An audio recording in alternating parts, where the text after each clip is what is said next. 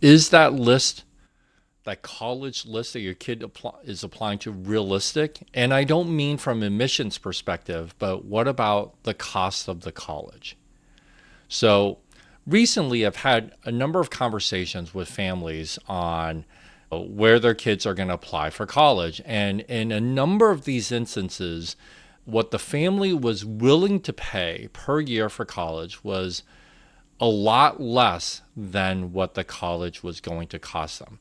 Now, families can get estimates on how much colleges is going to cost by using the college's net price calculator. And I've talked about this before. Every college by law has to have a net price calculator on their website. The law does not say that net price calculator has to be good or even accurate, strangely enough, but they just have to have one. But another way that families can get a ballpark idea of what college may cost is to look at the merit scholarships available. So I told these families to do this.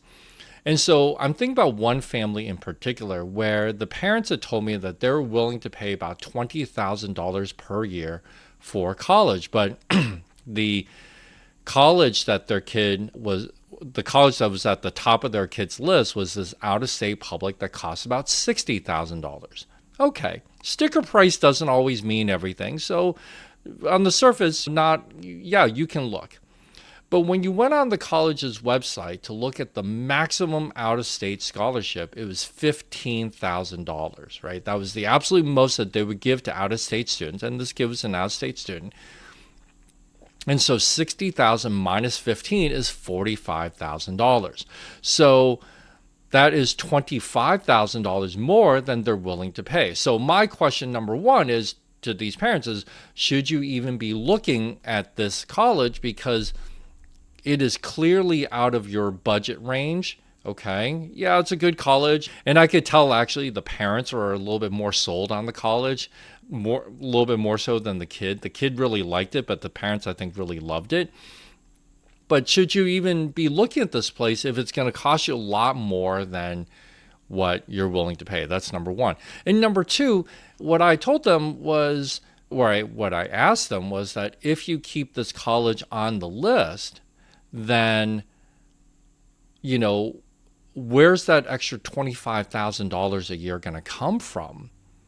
We still have to talk about that. And what is that going to do to the rest of your finances? So those are questions that are important to ask. Along the same lines, I've had a number of families tell me that their kid wants to apply to not Ivy League schools, but near Ivy League level. And they're hoping their kid gets a scholarship to bring the price down. But many of those schools either A, don't do merit scholarships at all, or B, they only give merit scholarships to the very top few students at the top of the applicant pool. Now, these kids were smart and they got good grades and et cetera, but were they at the top of the applicant pool? Probably not. So that means that in a lot of these cases, the families were not looking at getting any kind of scholarships. And these families, by the way, were not going to qualify for need-based financial aid because their income was too high.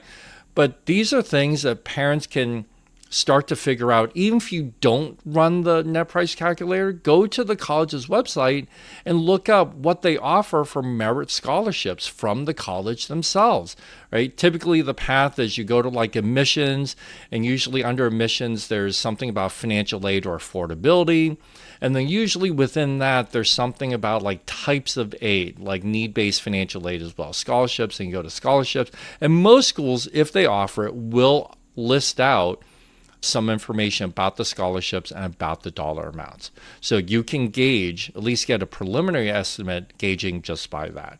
So, parents, is your kid's list realistic, or is it setting up your family for failure? Either A, the kid's not going to get in, they're going to be disappointed, or B, you're going to get stuck with a bill way bigger than what you were anticipating. Neither one of those is a good outcome. As always, stay safe, stay healthy, and I'll see you next time.